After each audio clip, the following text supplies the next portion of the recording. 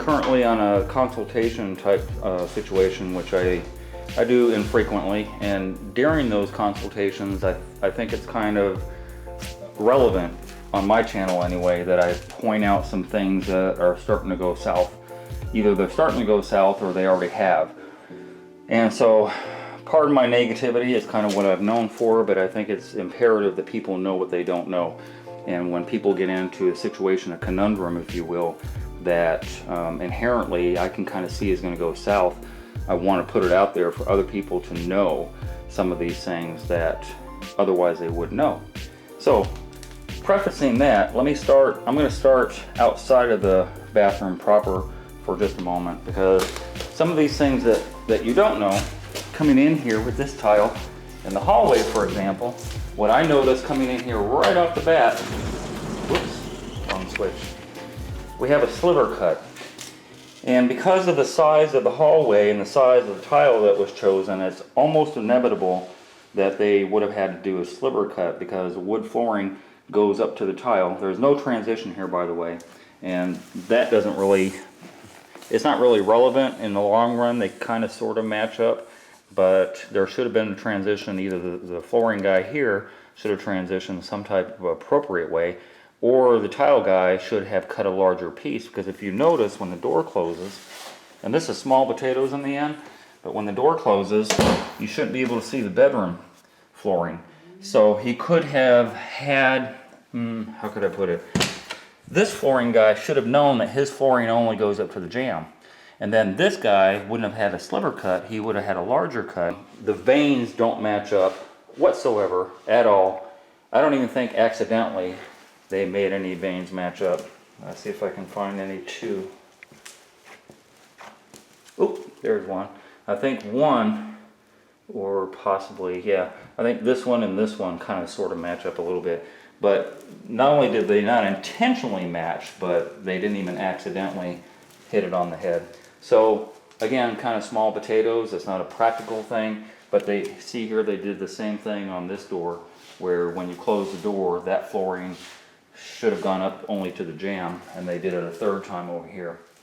So that kind of sort of matters, because when you get into a situation like that, before they ever start in the bathroom shower proper, the flooring is your education. Once you realize they can't do the flooring right, they definitely shouldn't have been doing the bathroom. And that's typically what happens. The flooring guy will go, oh, I can build a shower, but he's never built a shower. But he's attracted by the price that he gets, because as opposed to over here, which is typically on a slab going to be $2-3 a square foot, he's going to look at a couple thousand here potentially and go, yeah, you know, I'm going to do what I do in order to get the money. So we got a lot of issues here. None of this is my stuff. This is how I found it. But the issues have to do with, first of all, this house was built. This is something a lot of tile guys pride themselves on, is floating walls. And yes, it was very, very hard to do that back in the day. And there's definite skill involved in doing floating, because typically what you have is you would have a felt of some sort in back of here, then you would have this wire mesh, and then you would float out their walls. And you can go to other people's channel to see how to do this antiquated fashion. We're supposed to do things a lot easier, not cheaper necessarily, and not faster necessarily, but we're supposed to do things a lot easier.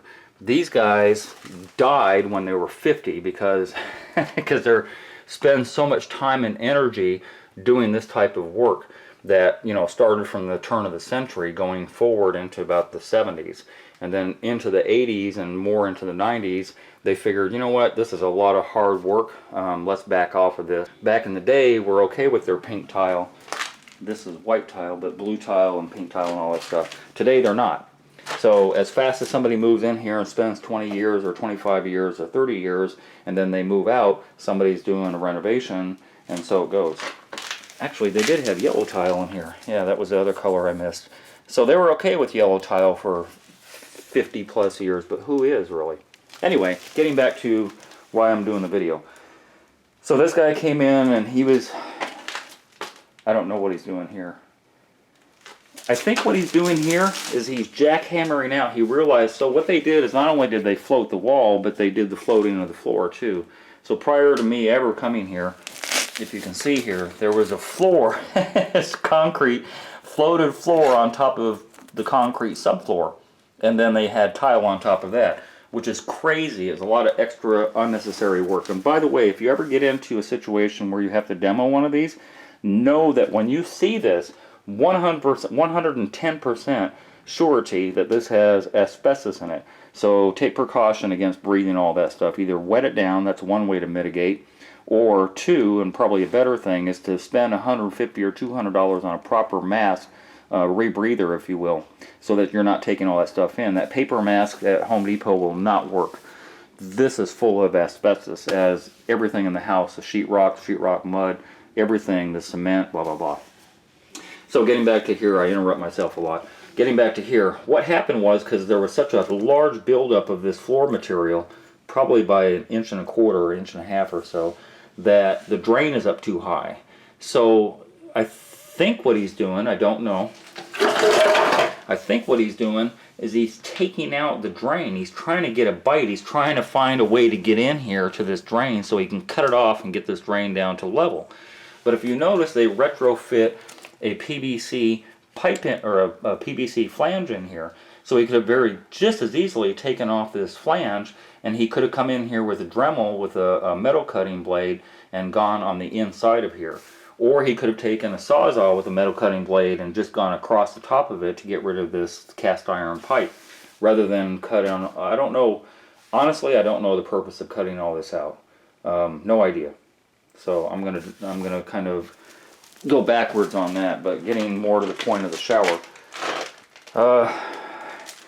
This was a tub to shower conversion, and this is fairly typical of what you would do. You would take out your 1.5 inch drain, sorry, the 1.5 inch drain.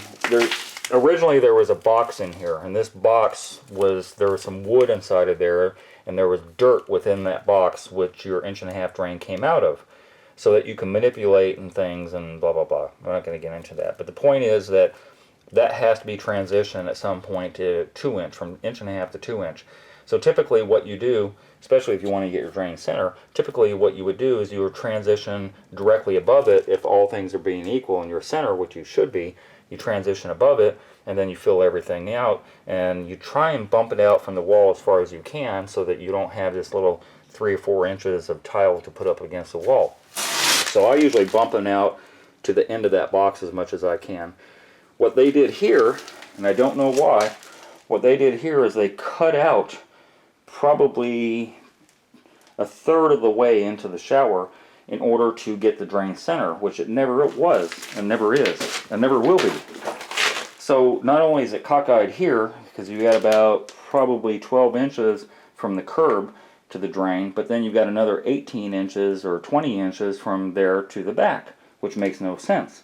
So not only did they not center it widthwise, but lengthwise it's definitely not center. So 2/3 of the way is where it stopped, and then 1/3 coming out.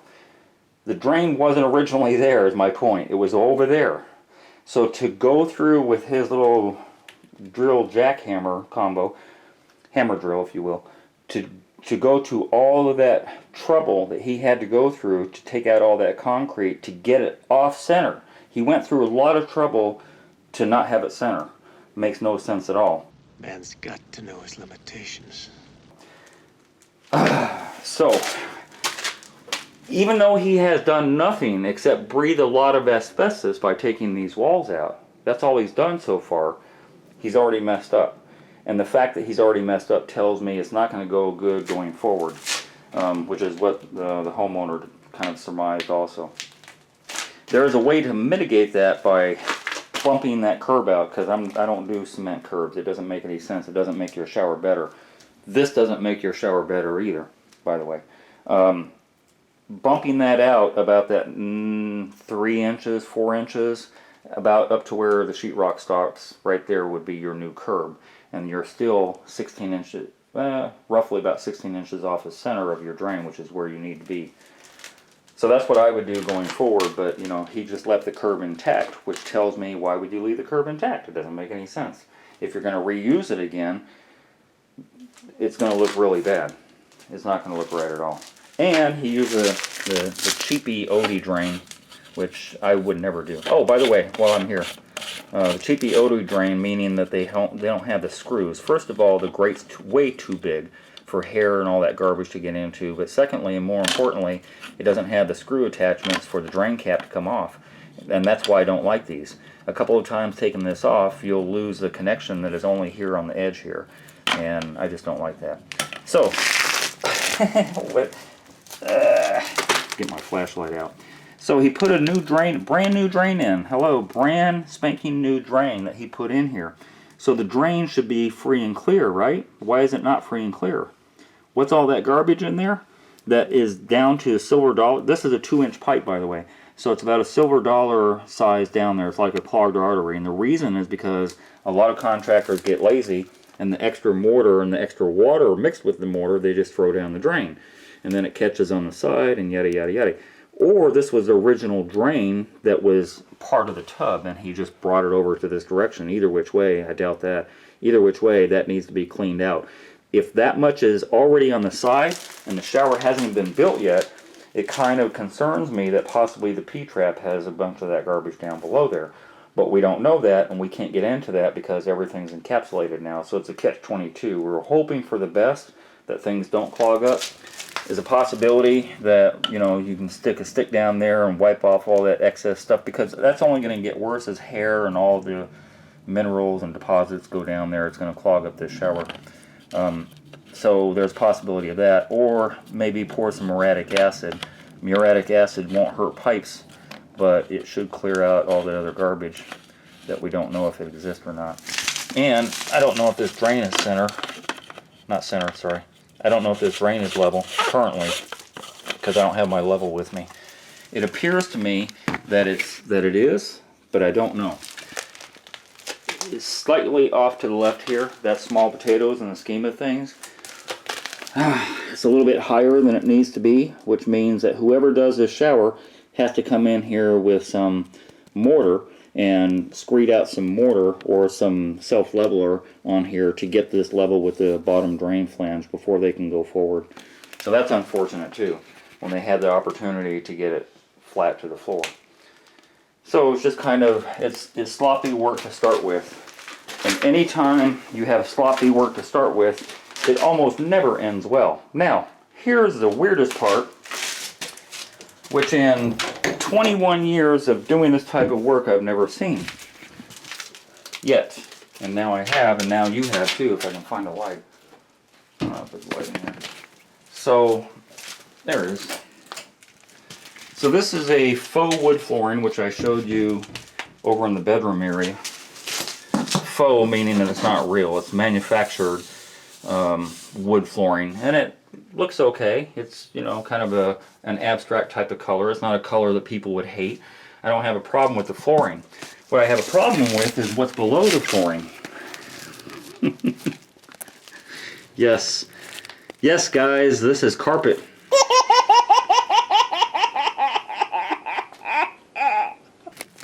This is carpet, like for real. I don't know what kind of carpet it is exactly. It looks like a good carpet, actually. It really does. So that's kind of odd. In fact, that's so odd that's why literally I had to pull my camera out, because I wasn't going to do a video on the shower, but when I saw carpet below this wood floor, I said, hold on a minute. And I kind of sort of know why they did this, because you see where the door jamb was cut. No, I digress. I don't know why they did this. Because the door jamb was cut. I was thinking maybe it was cut already and they were trying to use the carpet as a spacer, which would be wrong, because you would come in here with 3/4 ply, put it on the floor, and then put the flooring on here. I don't even do this type of flooring, but I know better than to put my flooring on padded carpet. Like, this is literally the carpet and the pad combined that they never took off. Which is new. That's a first for me. And when the homeowner mentioned that, I'm like, I gotta get my camera, because wow, really? Yeah, never seen that before. So, that's kind of the end of my video. That's a heads up on what's going on. Oh, by the way, you can see where the old flooring was. Look how high that was. Look how high. There is no reason again, going forward in time, we would never build up our floors this high. It doesn't serve any purpose. We don't build up our floors an inch and a half down to the concrete subfloor that's already here. We make sure that our floor is flat and level as possible, and we put tile straight to it. But they didn't have a choice back in the day because they didn't have some of the knowledge that we have. They didn't have some of the material that we have, so they're still doing it the hard way. Nobody's going to go backwards in time and do the things they used to do. Doesn't make any sense. We're not doing that. That's the whole point of moving forward in work. But anyway, that's it. I'm not going to go on and on. Oh, yes, I am going to go on and on. Another thing too, just kind of a heads up. When you pick tile, guys, please don't get glazed clay. This is clay. This is the glaze that they put on the clay. Typically this runs anywhere, if it's on sale, from 54 or 55 cents a square foot to about $1.50. And if you're spending $1.50 on tile, you're going to spend more on putting it on because of this.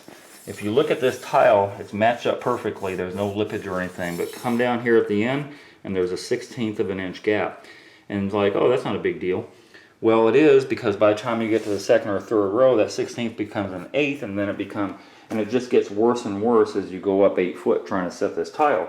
It's just not a good, it's not a good tile, period, to have to deal with, or the tile guy has to deal with. And so what they tell you when they're selling this stuff is use a 1/4 inch spacing. So that would be a 1/4 inch spacing, for example. Yes, absolutely. You could do away with all that offset of your tile sizes by putting in a larger spacing, but I mean, why would you want a larger spacing, especially when you have a pattern tile and then you have this huge break between the pattern? It doesn't make any sense.